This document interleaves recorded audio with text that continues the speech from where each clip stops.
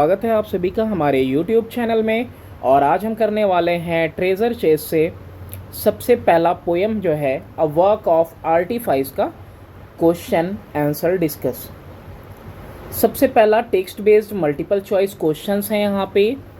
तो इन text based multiple choice questions को हम लोग देखते हैं।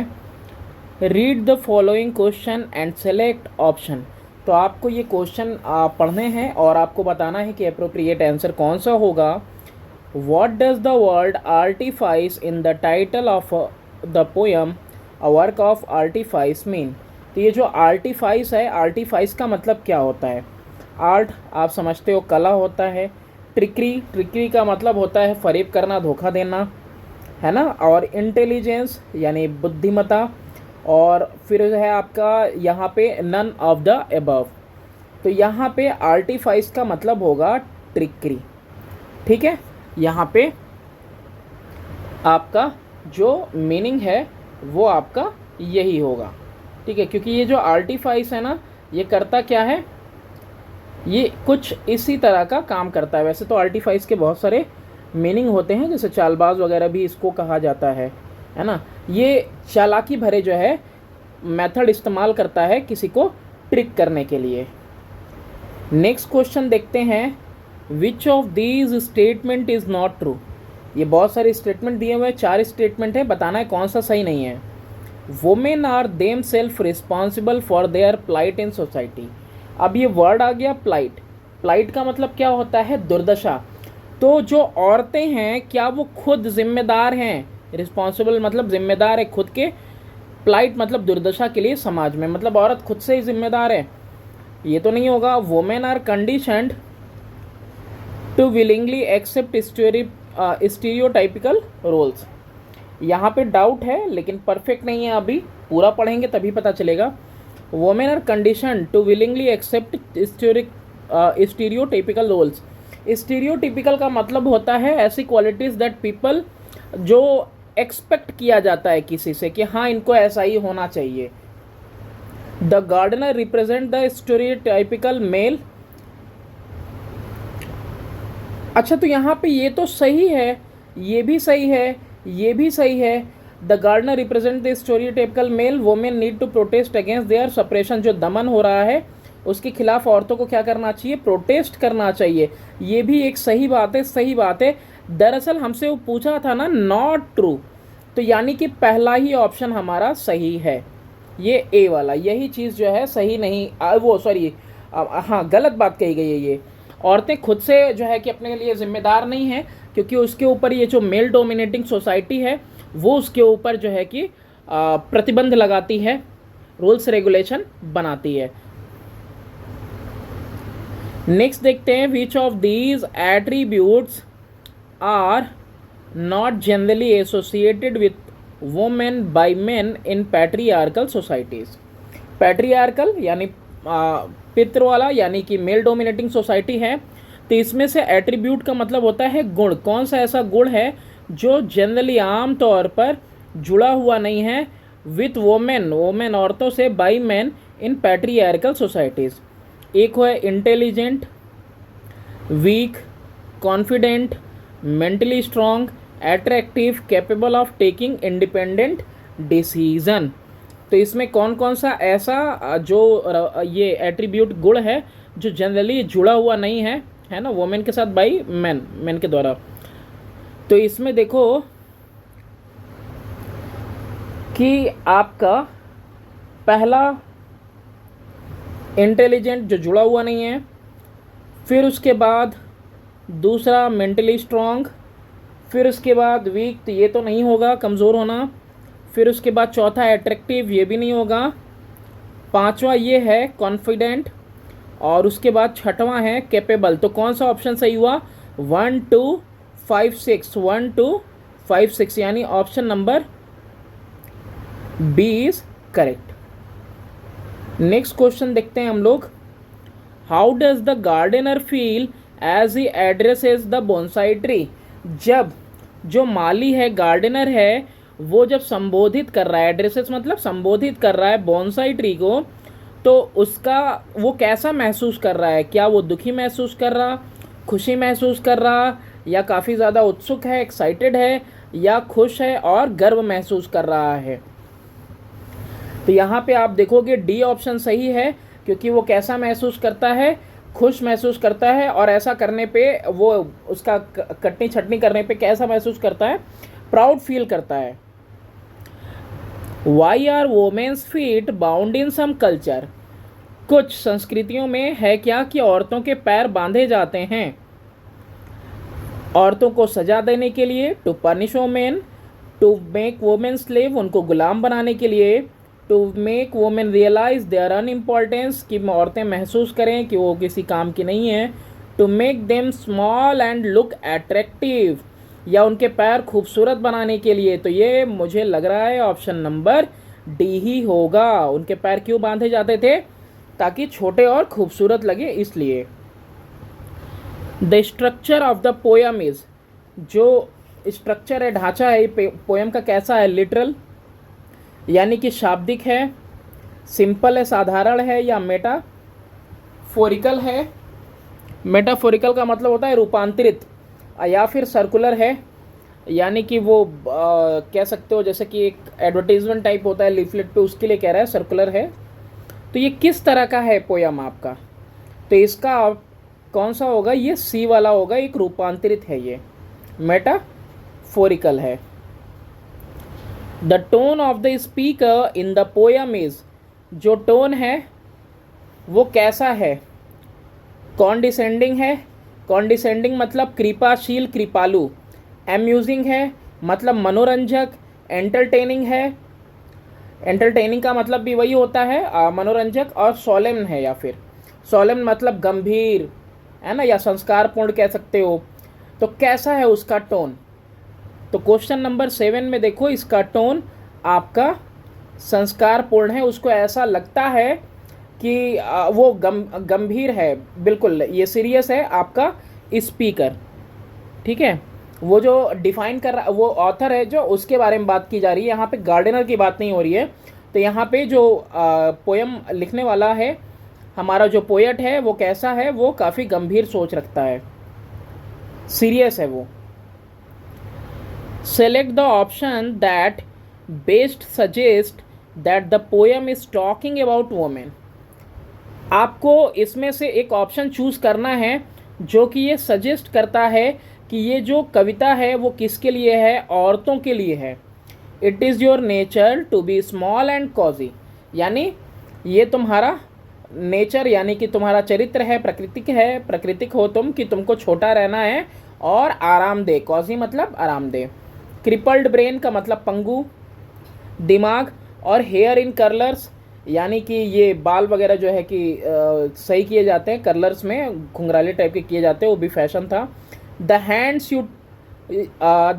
यू लव टू टच, यानी कि जो हाथ है वो मतलब खूबसूरत हैं होने चाहिए, जो तुम मतलब प्यार करते हो, जिनको छूना अच्छा लगता है तुमको। The bonsai tree in the attractive pot. तो यहाँ पे कौन सा ऑप्शन है जो सही से इसको सजेस्ट करता है कि ये वुमेन के बारे में बात हो रही है? तो यहाँ पे आपका क्वेश्चन नंबर 8 में ये बी वाला ऑप्शन है, crippled brain, the hair in curlers. ये ऑप्शन आपका बता रहा है कि किसके बारे में बात हो रही है? औरत के बारे में बात हो रही है। नेक्स्ट क्वेश्चन है question number 9, what is the theme of the poem? Theme क्या है पोएम का? सेलेक्ट करेक्ट ऑप्शन, एक सही विकल्प चुनना है। मेन आर ऑपरेसिव, ऑपरेसिव से क्या समझते हो? दमनकारी, दमन करने वाले होते हैं मर्द, औरतों को आगे नहीं निकलने देते। Social standard are used to prevent women from flourishing to their full potentialities, यानी जितनी क्षमता है औरतों के अंदर उससे उनको उभरने में रोका जाता है, प्रिवेंट किया जाता है, मतलब रोका जाता है औरतों को। और कुछ सामाजिक स्टैंडर्ड वगैरह लगा दिए जाते हैं, बंदिशें लगा दी जाती हैं। स्टैंडर्ड का मतलब होता है माप, मेजरमेंट, भाई इससे आगे नहीं बढ़ना है। Women are conditioned to feel happy in being small and weak, और औरतों को ऐसी परिस्थिति में रखा जाता है और ऐसी परिस्थिति बनाई जाती है कि उनको वो महसूस हो कि वो खुश हैं, खुश रहना है, छोटे रहने पे भी और कमज़ोर रहने पे भी। Women must protest against their stereotypical role in society. तो औरतों को जो है आंदोलन करना चाहिए, प्रोटेस्ट करना चाहिए खिलाफ किसके? स्टीरियोटाइपिकल रोल जो उनका है सोसाइटी के अंदर उसके प्रति, यानी उनको एक तरह से मतलब बना दिया गया, उनसे एक्सपेक्ट कर लिया गया है कि हाँ तुमको ऐसा होना ही चाहिए। इस सोच को स्टीरियोटाइपिकल कहा जाता है। जैसे औरतों के लिए सोच बन गई है कि हाँ उनको खूबसूरत दिखना चाहिए, उनके बाल अच्छे होने चाहिए, उनके पैर ऐसे होने चाहिए, इस तरीके से। क्वेश्चन नंबर 9 में ऑप्शन होगा आपका बी। ठीक है, ये जो है कि थीम बताता है कि सामाजिक कुछ स्टैंडर्ड रख दिए गए हैं ताकि औरतों को रोका जाए कि वो फले फूले नहीं, जो उनका पोटेंशियलिटी है, क्षमता है, उससे। विच of these figure of speech is extensively used in the poem. तो कौन सा फिगर ऑफ स्पीच सबसे ज़्यादा यूज़ किया गया है? पर्सनिफिकेशन यानी अवतार वाला, मेटाफोर पढ़ा होगा आपने, रूपक लक्षण कहते हैं इसको, सिमिली यानी कि उपमा है, और उसके बाद एलिट्रेशन, एलिट्रेशन यानी अनुप्रास। तो कौन सा सबसे ज़्यादा इस्तेमाल किया गया है? तो मेटाफोर। तो ये पोयम ही कैसा है? मेटाफोरिकल है, रूपांतरित है। अब यहाँ पे आपका आ जाता है कॉम्प्रिहेंशन वाला पार्ट। पहला पैसेज है, बोनसाई ट्री जो कि एक आकर्षक गमले में है, वह 80 फीट टॉल हो सकता था अगर कहीं पहाड़ के किनारे लगा होता, जब तक कि कोई बिल्ली वगैरह उसको आके 2 टुकड़ों में नहीं करती, तोड़ न देती। लेकिन एक गार्डनर उसको बहुत सावधानी से उसकी कटाई छटाई करता है, और वो कैसा है? गमले में ही 9 इंच लंबा है बस। What kind of tree is the bonsai? किस तरह का पेड़ है bonsai? What does it stand for in the poem? तो पोयम में वो किस चीज़ को दिखा रहा है, किस चीज़ के लिए वो स्टैंड करता है? Bonsai is a small decorative tree that is grown in a pot. तो बोनसाई ट्री कैसा है? छोटा सा आकर्षक पौधा, पेड़ है, ट्री है, जो कि एक गमले में उगा हुआ है। It is prevented from reaching it's normal size. उसको रोका जाता है अपने नॉर्मल साइज पे आने से। इन the poem it stand for a women oppressed and suppressed in a male dominated society. तो कविता के अंदर ये किसका वो दिखा रहा है, किसको रिप्रेजेंट कर रहा है? औरत को, और औरत जिसको कि ऑप्रेस किया जा रहा है, उत्पीड़ित किया जा रहा है, और सप्रेस किया जा रहा है यानी कुचला जा रहा है, यानी दबाया जाना या कुचला जाना इसका मतलब होता है। इसका ऑप्रेस का मतलब होता है उत्पीड़ित करना। तो एक औरत को उत्पीड़ित किया जा रहा है और उसको दबाया जा रहा है, किसमें? मेल डोमिनेटिंग सोसाइटी में, यानी जहाँ पे मेल डोमिनेट करते हैं। Where could it have grown fully? कहाँ पे ये अच्छे से विकसित हुआ होता? What has stunted its growth? और किसने इसके ग्रोथ को रोक दिया? स्टंटेड मतलब अविकसित कर देना। It could have grown fully outside in nature. प्रकृति में खुले तौर पे होता तो ये काफ़ी अच्छे से उगता, नॉर्मल साइज का। On the side of a mountain, एक पहाड़ के किनारे, पर्वत के किनारे। It could have grown there up to 80 feet high. वहाँ अगर ये बढ़ रहा होता तो 80 फीट लंबा होता। Its branches continue to be pruned. और इसके ब्रांचेस लेकिन हो क्या रहे हैं? लगातार उनकी कटाई छटाई हो रही है। इट प्रिवेंट्स इट्स ग्रोथ, और इसी की वजह से उसका ग्रोथ नहीं हो रहा है। What does the gardener stand for in the poem? अब गार्डनर जो है किसको दिखा रहा है, किसको दर्शा रहा है? Why does it not let the bonsai tree grow to its full potential? और वो जो बोनसाई ट्री को गार्डनर है उसको पूरी क्षमता के साथ बढ़ने क्यों नहीं दे रहा, ग्रो नहीं करने दे रहा? The gardener stand for a man. तो गार्डनर किसके लिए स्टैंड करता है? एक आदमी के लिए। एक आदमी जो कि एक लवर है, प्यार करने वाला, या फिर एक पति, हस्बैंड है in the poem. He continues to prune the bonsai tree and does not let it grow.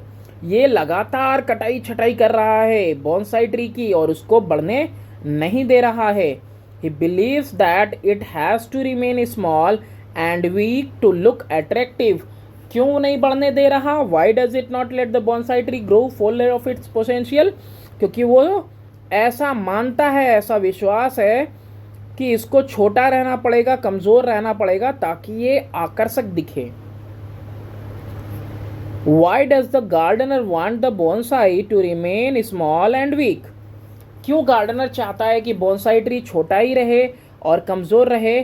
What is its implication in the poem? और इसका क्या आशय है, क्या मंशा है, क्या अर्थ है? निहितार्थ जिसको कहते हैं, इम्प्लीकेशन का मतलब होता है आशय, मंशा क्या है?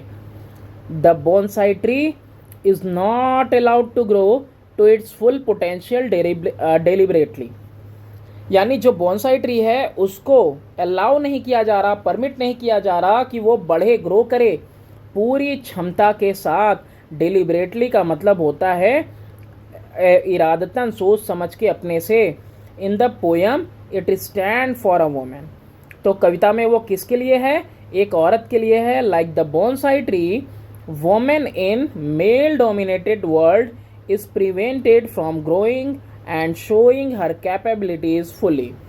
तो उसी तरीके से बॉन्साई ट्री की तरह एक औरत जो कि मेल डोमिनेटेड सोसाइटी में है, ऐसी दुनिया में उसको रोका जाता है कि वो ग्रो ना करे और पूरी तरह से अपना जो है कैपेबिलिटी वगैरह, क्षमता वगैरह पूरा शो ना करे। She is made to accept her subordinate position by keeping her confined to the four walls of her home. उसको ऐसा बनाया जाता है कि वो बिल्कुल एक्सेप्ट कर ले, मान ले कि हम कैसे हैं, सबऑर्डिनेट हैं, अधीनस्थ हैं, अधीन हैं, मर्दों के अधीन हैं। ऐसा पोजीशन उसको मान लेना है और अपने आप को कैसे रखे? कन्फाइंड रखे। कन्फाइंड का मतलब होता है सीमित रखना। कहाँ सीमित रखे? चार दीवारियों में, अपने घर के। नेक्स्ट है कि what is the main idea projected in the poem. अब यहाँ पे जो मुख्य आइडिया है वो क्या है पोयम में? The main idea projected in the poem is that if anything और anybody is not allowed to grow it will remain underdeveloped and weak. Main idea क्या है पोयम के अंदर? कि अगर किसी भी चीज़ को या किसी व्यक्ति को, एनीथिंग भी लिखा है, एनीबॉडी भी लिखा है, अगर उसको अलाउ नहीं किया जाएगा बढ़ने के लिए तो वो अविकसित रह जाएगा। कैसा रह जाएगा? अविकसित और कमज़ोर रहेगा। This is true in case of bonsai tree and a woman in the male dominated society. और ये किस में सत्य है? ये सत्य है किस केस में? बॉन्साई ट्री के केस में और एक औरत के केस में जो कि एक मेल डोमिनेटिंग सोसाइटी में रहती है, मतलब जहां मर्दों का बोलबाला है, औरतों को कुछ नहीं समझा जाता है। सेकेंड पैसेज है, every day as he whittles back the branches the gardener croons. यानी जब जब वो जो है वापस आता है, कटाई छटाई करता है ना, तो गार्डनर क्या करता है? गुनगुनाता है, गाना वाना गाता होगा। It is your nature to be small and cosy. अच्छा, ये गाना गा रहा है कि तुम्हारी प्रकृति है, तुम्हारा नेचर है कि तुमको छोटा रहना है और तुमको आरामदायक रहना है। डोमेस्टिक मतलब घरेलू रहना है, एंड वीक यानी कमज़ोर रहना है। अब इससे क्वेश्चन है पहला, what is the function of the gardener? क्या काम है गार्डनर का? What function of the gardener alluded to in the poem is in reality regressive and harmful. How?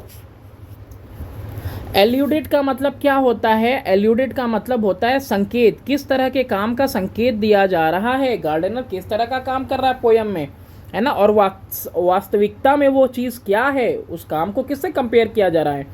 Regressive, regressive का मतलब होता है पीछे की तरफ हटाने वाला, ऐसा काम है। और हार्मफुल यानी कि नुकसानदेह है। और ये चीज़ कैसे है? यानी गार्डनर का जो काम है उसको संकेत दिया गया है कि वास्तव में वो काम रिग्रेसिव है, यानी पीछे करने वाला, अवरोही, अवरोध पैदा करने वाला और नुकसान पहुंचाने वाला काम है। हाउ? कैसे? The function of the gardener is to prune the branches of the bonsai tree to keep it small and attractive. Function gardener का क्या है? फंक्शन ये है कि वो प्रून करेगा, कटाई छटाई करेगा, किसकी? ब्रांचेस की। किसकी ब्रांचेस की? बॉन्साई ट्री के, ताकि उसको छोटा और आकर्षक बनाए रखे। The gardener as a symbol of dominated male. Gardener कैसा है? ये एक सिंबल है किसका? डोमिनेटिंग मेल का, जो कि प्रिवेंट करेगा ग्रोथ ऑफ वुमेन, औरतों के ग्रोथ को रोकेगा, अवरोध पैदा करेगा। दस keeping her under his control, औरत को कैसा रखेगा, कंट्रोल में रखेगा। इट इज़ रिग्रेसिव, वो अवरोही है, रास्ता रोकने वाला है। And harmful for the women and society in general, और वो काफ़ी नुकसानदेह है ये चीज़, किसके लिए, औरतों के लिए। वो मर्द नुकसानदेह है औरतों के लिए और समाज के लिए आमतौर पे। In what tone does the gardener speak, what picture do you form of the gardener in your mind as he speaks to the bonsai tree. अच्छा, किस तरह के टोन में बात कर रहा है गार्डनर, किससे, जब वो आता है गुनगुनाता है ना, विटल करता है छटाई के टाइम पे। What picture do you form of the gardener, किस तरह का जो है कि तुम चरित्र देखते हो उसका, गार्डनर का अपने माइंड में, जब वो बात करता है किसके साथ, बोनसाई ट्री के साथ। The gardener speaks in a happy and condescending tone, यानी वो काफ़ी कृपालु, कि मतलब जैसे मैं तुम्हारे पे एहसान कर रहा हूँ, दया कर रहा हूँ, ऐसे टोन में बात कर रहा है ना, और खुश भी है। We think the gardener is an arrogant and dominating person, वो कैसा, एक घमंडी और डोमिनेंट पर्सन है। डोमिनेंट का मतलब रोबदार, रोब झाड़ने वाला। In what way is the gardener wrong, किस तरीके से वो जो गार्डनर है गलत है। The gardener is wrong in the sense that everything and everybody has the right to grow. Gardener इस बात पे गलत है, इस सेंस पे कि एवरीथिंग और एवरीबॉडी के पास जो है कि सबके पास जो है ग्रोथ का अपना राइट होता है, इस बात पे वो गलत है क्योंकि वो ग्रो करने नहीं दे रहा। टू कीप समथिंग और somebody deliberately under developed is definitely wrong. सोच समझ के किसी चीज़ को, समथिंग किसी चीज़ को या किसी व्यक्ति को, समबडी को, डेलिबरेटली मतलब होता है सोच समझ के अविकसित रखना, ये बिल्कुल ही क्या है, डेफिनेटली रॉन्ग है, निश्चय ही रूप से। What do the last two line suggest, आखिरी की दो लाइन क्या सजेस्ट करती हैं। The last two line suggest that in a male dominated world man feels self satisfied in his wrong believe that women is by nature weak, small and domesticated.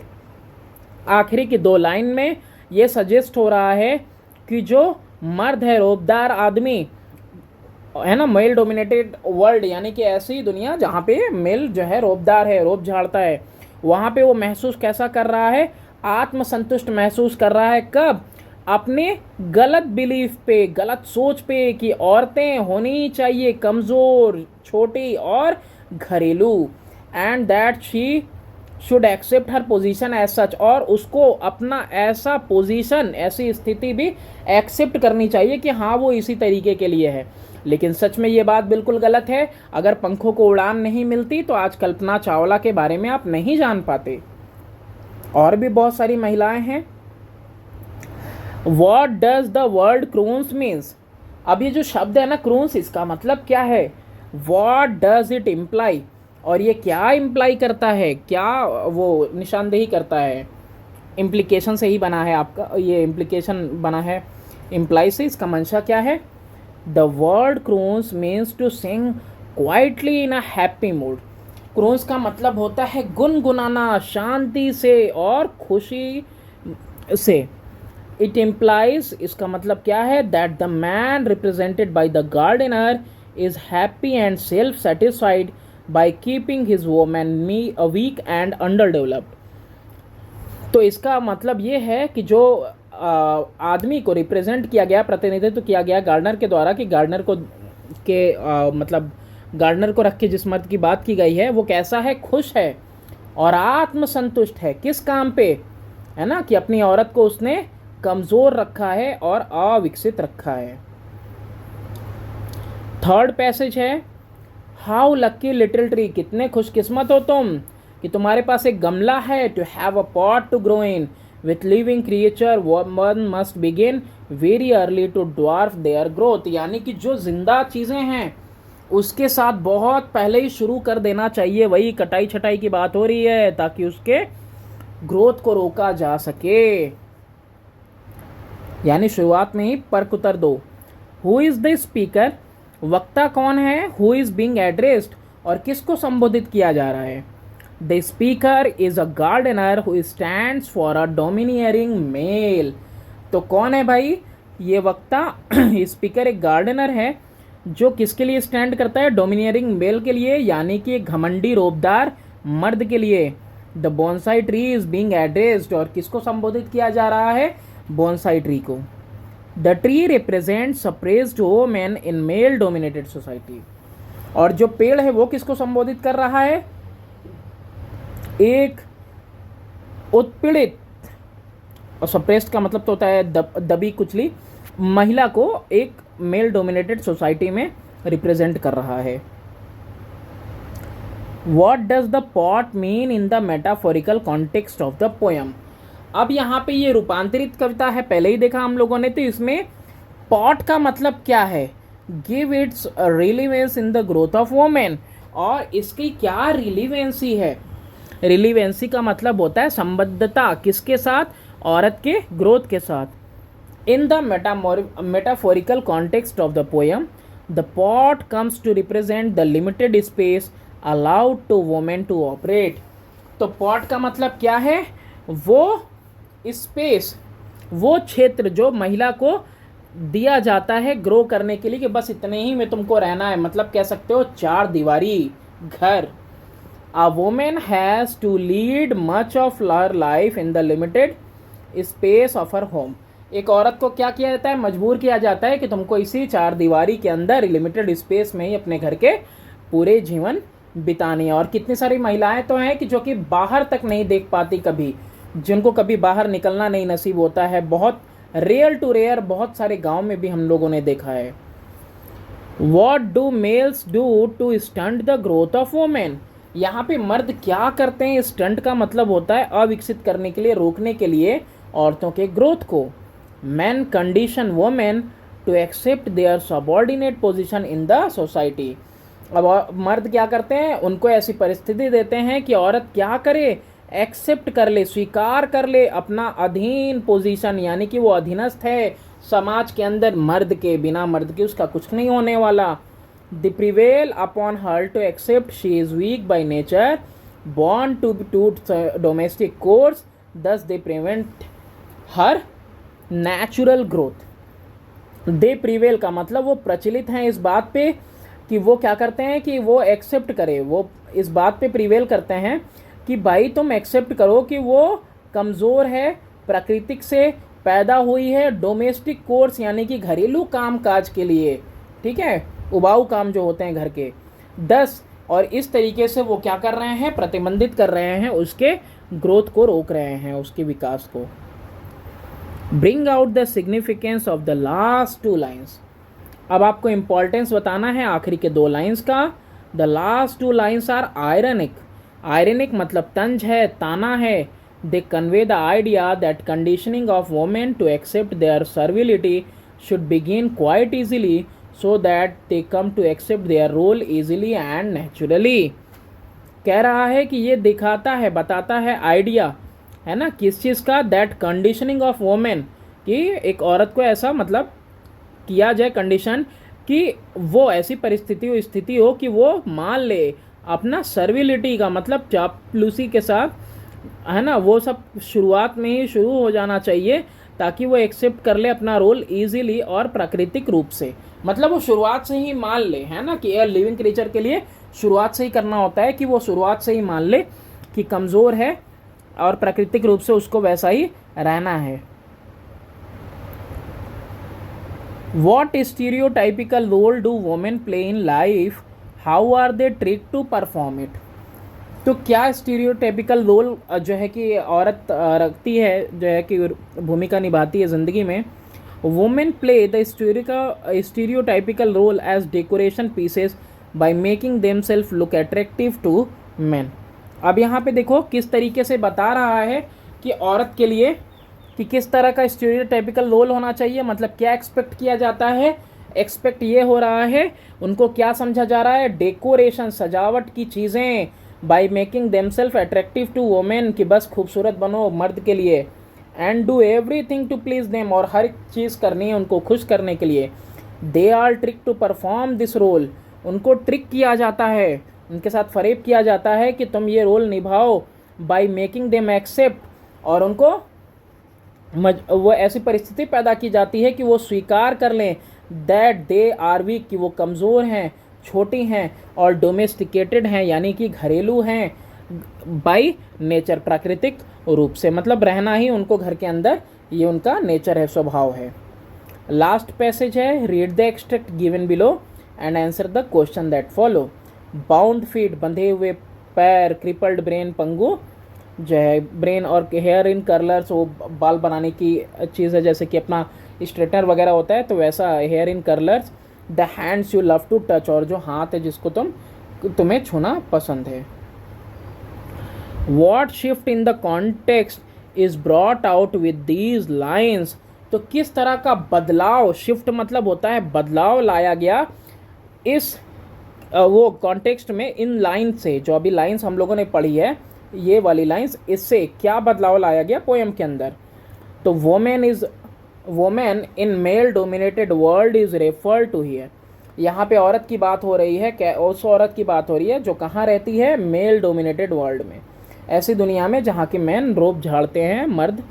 Earlier the focus was on the bonsai tree, अब देखो शुरुआत तो कैसी थी, ऐसा लगा bonsai tree के बारे में बात हो रही है। There is this clear shift in the poem here, तो यहाँ पे साफ तौर पे एक बदलाव दिखाई देता है। The bonsai tree we come to know stand for the woman who is prevented from her natural growth, तो यहाँ पे हमको समझ में आता है कि ये जो बॉन्साई ट्री है दरअसल वो क्या है, वो औरत है जिसको रोका जा रहा है, जिसके ग्रोथ को, कि नॉर्मली वो ग्रोथ ना कर सके अपने कैपेबिलिटीज़ पोटेंशियलिटीज़ के साथ। In which context are women's feet bound, कि किस संदर्भ में, किस कॉन्टेक्स्ट में जो है औरतों के पैर बांधे गए हैं और क्यों। इन सम कल्चर, कुछ संस्कृति है जैसे जापान की, women's footwear bound to make them small and look pretty, ताकि वो क्या हो, छोटे दिखें और खूबसूरत दिखें उनके पैर। The binding feet here symbolises limiting the women's opportunities to grow, और यहाँ पे पैरों को बांधना क्या सिंबलाइज करता है, क्या दर्शाता है कि एक हद बना देना, लिमिट कर देना, रोक देना मौके जो है औरत के बढ़ने के, कि औरत किसी तरह बढ़ ना पाए, उनकी अपॉर्चुनिटीज़ को रोक देना। Why are women made to look attractive, और औरत को क्यों ऐसा बनाया जाता है कि वो आकर्षक दिखे। Women are made to look attractive to please man, ताकि वो अट्रैक्टिव दिखें और मर्दों को खुश करें। As also to keep them under the delusion that their prime duty is to look pretty and attractive, और उनको डिल्यूजन यानी भ्रम में, धोखे में रखा जाता है ना। डिल्यूजन का मतलब माया, झांसा इसको कहते हैं। तो डिल्यूजन में रखा जाता है कि उनका जो परम कर्तव्य है वो क्या है, कि खूबसूरत दिखें और आकर्षक दिखें, और आजकल तो रील पे देख ही रहे होगे, उसके अलावा कुछ रहा भी नहीं है। The last two lines are ironic, how, आखिरी की दो लाइन्स आयरनिक है, कैसे। Men do everything to limit the physical, mental and spiritual growth of women, तो मर्द क्या करते हैं, हर एक चीज़ करते हैं, क्या करने के लिए, लिमिट करने के लिए, रोकने के लिए उनका फिजिकल है ना, शारीरिक, मानसिक और आध्यात्मिक जो विकास है औरत का, उसको रोकने के लिए। आयरनिकली यानी तंज है, they look to women for loving and healing touch, ironically मतलब तंज के तौर पे यहाँ पे देखो क्या है कि वो औरत को देखते हैं किसके लिए, बस प्यार के लिए और हीलिंग टच के लिए, ऐसे स्पर्श के लिए। Without women they feel small and limited, बिना औरत के वो कैसा महसूस करते हैं, छोटा और मतलब लिमिटेड महसूस करते हैं। अच्छा वो रील्स वाली बात है, उसमें आप समझ सकते हो कि मतलब औरतें ऐसी होनी चाहिए जो कि मतलब देख रहे हो अपने पोटेंशियलिटीज़ के साथ जो है कि इस समय पायलट भी बन रही हैं, फोर्स में भी जा रही हैं, बहुत सारा मतलब पोटेंशियलिटीज़ जो है अपना कर रही हैं, और जिनको करना है वो कर ही रही हैं, और जिनको कुछ इधर उधर का करना है वो अपना अलग ही कर रही हैं। सब डिस्कस करने की बातें नहीं हैं, लेकिन वाकई में औरतों के साथ बहुत बुरा हुआ है उस समय में, और उस समय की ही ये बात कर रहा है जो कल्चर्स कभी उनको बाहर नहीं निकलने देते थे। What does the poet seem to lament? lament का मतलब होता है विलाप, शोक, है ना। तो यहाँ पे जो है कि क्या इस चीज़ पे वो शोक कर रहा है। What does she expect of woman? तो क्या एक्सपेक्ट कर रहा है वो औरत से। The poet seems to lament the fact that women accept their subordinate role in society willingly and even cheerfully. अब यहाँ पे उसको दुख किस बात का है, इस तथ्य का है कि औरत एक्सेप्ट कर ले रही है, स्वीकार कर लेती है अपना अधीनस्थ पोजीशन, यानी कि अधीन है मर्दों के समाज के अंदर, खुशी से, अपनी चाहत से, विलिंगली एंड इवन चीयरफुली, है ना, मुस्कुराते हुए। She expects women to realise their potentialities and break all mental shackles which prevent their growth. तो देखो यहाँ पे क्या चाहता है पोएट, तो पोएट ये चाहती है, ये उम्मीद करती है कि औरत महसूस करे अपनी क्षमताओं को और तोड़ डाले सारे मेंटल शैकल्स। शैकल्स का मतलब होता है बंधन, है ना, शैकल का मतलब बंधन, और ये मानसिक बंधन तोड़ डाले, वो सारे मानसिक बंधन जो उसके ग्रोथ को रोकते हैं।